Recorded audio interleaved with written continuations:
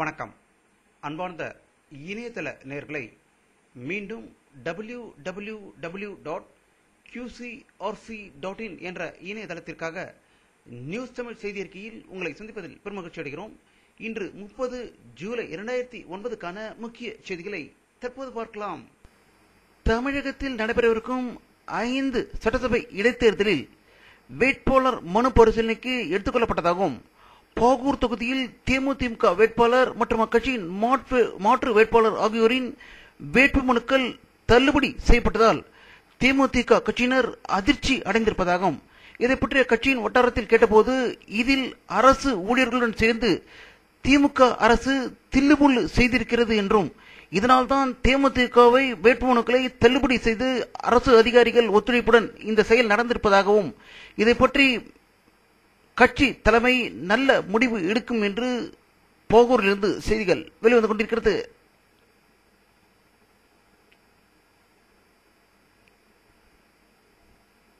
இன்று காலை எழும்பூர் ரயில் நிலையம் அருகில் கோயம்பேட்டுக்கு செல்ல இருந்த பஸ்ஸில் பச்சையப்பன் கல்லூரி மாணவர்களிடையே ஏற்பட்ட கடுமையான மோதலில் 15 பேர் படுகாயம் அடைந்ததாகவும், பஸ்ஸில் பயணம் செய்த பயணிகள் அலறி அடித்துக் கொண்டு எழும்பூர் ரயில் நிலையமுக்கு ஓடியதால் அங்கு பெரும் பரபரப்பு ஏற்பட்டுள்ளதாக சென்னையிலிருந்து தகவல்கள் வெளிவந்து கொண்டிருக்கிறது.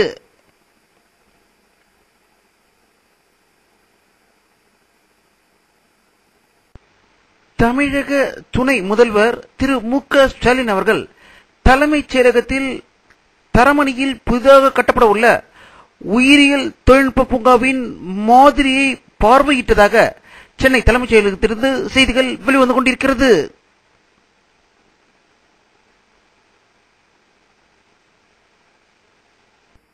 பாட்டாளி மக்கள் கட்சி நிறுவனர் டாக்டர் ராமதாஸ் அவர்கள் வெளியிட்டுள்ள ஒரு செய்தி அறிக்கையில், கள்ள சாராயத்தால் மட்டும் மக்கள் மடியவில்லை என்றும், அரசு கொடுக்கும் நல்ல சாராயத்தாலும் மக்கள் மடிகிறார்கள் என்றும், சாராய கடைகளை உடனடியாக மூட வேண்டும் என்றும், மதுக்கடைகளை மூடினால் அதில் பணியாற்றுகின்ற ஊழியர்கள் என்ன ஆவார்கள் என்று தமிழக முதல்வர் புதிதாக கேள்வி எழுப்புவார் என்றும், இவற்றிற்கு அத்தியாவசிய பொருட்களின் விலை உயர்ந்து கொண்டு போவதால் ஏழை எளியவர்கள் அல்லல்படுகிறார்கள் என்றும், மதுக்கடைகளை எல்லாம் சில்லறை மளிகை கடைகளாகவும் காய்கறி கடைகளாகவும் விற்க வேண்டும் என்றும் அவர் வலியுறுத்தியிருப்பதாக செய்திகள் வெளிவந்து கொண்டிருக்கிறது.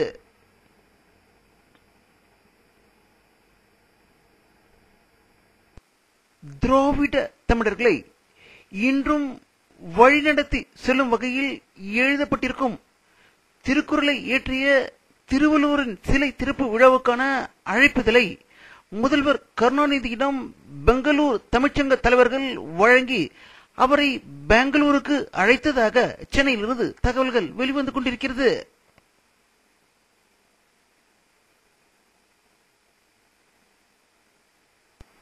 விருத்தாச்சலத்தில் பணத்திற்காக கடத்தப்பட்ட சுரேஷ் என்ற 7 வயது சிறுவன் கொலை செய்யப்பட்டு அருகில் உள்ள ஏரியில் அவருடைய உடல் கிடந்ததாகவும், அதனை அவர்களுடைய உறவு பெண் ஒருவர் பணத்திற்காக கொலை செய்ததாக ஒரு திடுக்கிடும் தகவல் விருத்தாச்சலத்திலிருந்து வந்து கொண்டிருக்கிறது.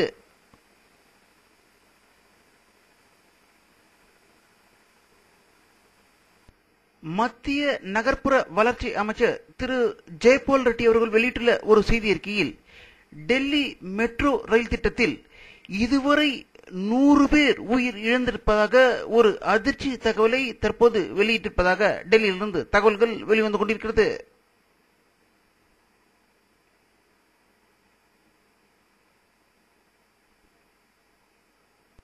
மத்திய வெளியுறவு அமைச்சர் திரு எஸ்.எம். கிருஷ்ணா அவர்கள் வெளியிட்டுள்ள ஒரு செய்தி அறிக்கையில், மும்பை தாதா தாவூத் இப்ராஹிம் சோட்டா ஷகில் ஆகியோரை இந்தியாவிடம் ஒப்படைப்பதற்கு பாகிஸ்தான் ஒத்துழைக்க மறுப்பதாக குற்றம் சாட்டியிருப்பதாக டெல்லியிலிருந்து தகவல்கள் வெளிவந்து கொண்டிருக்கிறது.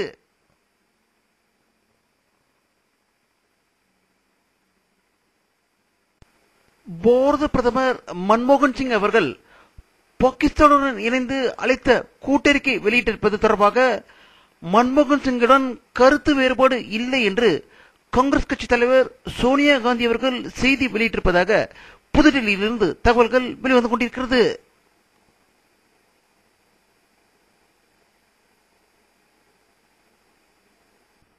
நைஜீரிய அரசு படைக்கும் முஸ்லிம் தீவிரவாதிகளுக்கும் இடையே கடந்த 4 நாட்களாக நடந்து வரும் சண்டையில் நேற்று அங்குள்ள ஒரு மசூதியில் நடந்த பயங்கர சண்டையில் 100 பேர் கொல்லப்பட்டதாக ஒரு அதிர்ச்சி தகவல் நைஜீரியாவிலிருந்து வந்து கொண்டிருக்கிறது.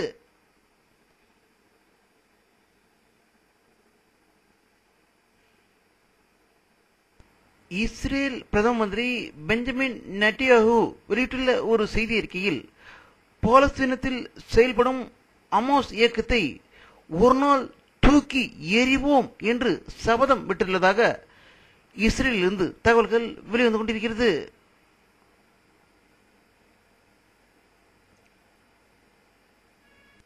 மெக்சிகோ நாட்டில் போதைப் பொருள் கடத்தல் கும்பலுக்கும் போலீசுக்கும் ஏற்பட்ட பயங்கர மோதலில் 17 பேர் உயிர் இழந்ததாகவும் அதில் ஒரு வக்கீலும் உயிர் இழந்ததாக மெக்சிகோ அமெரிக்கா எல்லையிலிருந்து தகவல்கள் வெளிவந்து கொண்டிருக்கிறது.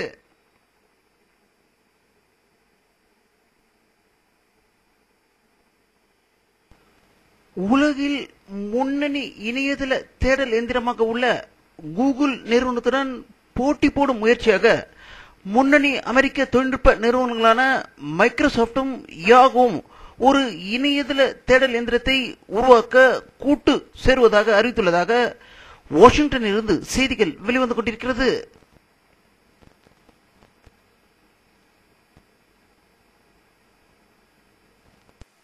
அமெரிக்க அதிபர் திரு பாரக் ஒபாமா அவர்கள் தனது வீட்டுக்கு தேவையான பொருளை அவரே நேரடியாக கடைக்கு சென்று வாங்க இருப்பதை இந்த படத்தில் காணலாம். அப்பொழுது கடையில் உள்ள ஆப்பிளை எடுத்து ருசி பார்ப்பதையும் இந்த படத்தில் காணலாம்.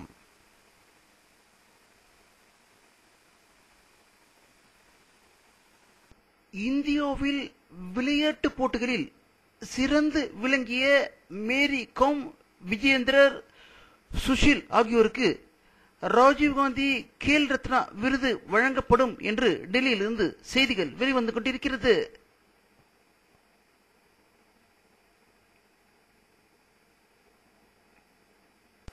வானிலை அறிக்கை 30 ஜூலை 2009 பிற்பகல் 2 மணியில் எடுக்கப்பட்ட சேட்டலைட் புகைப்படத்தை தற்போது பார்த்துக் கொண்டிருக்கிறீர்கள். தமிழகத்தில் சென்னை, பெங்களூர், திருப்பதி ஆகிய இடங்களில் மேகமூட்டம் இருப்பதை இந்த படத்தில் காணலாம். இதன் மூலம் சென்னையில் ஒரு சில இடங்களில் மழை பெய்வதற்கான வாய்ப்புகள் இருப்பதாகவே இந்த படத்தின் மூலம் தென்படுகிறது.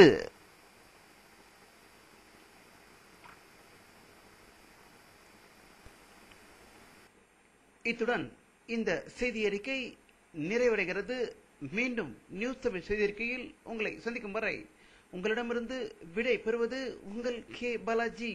நன்றி.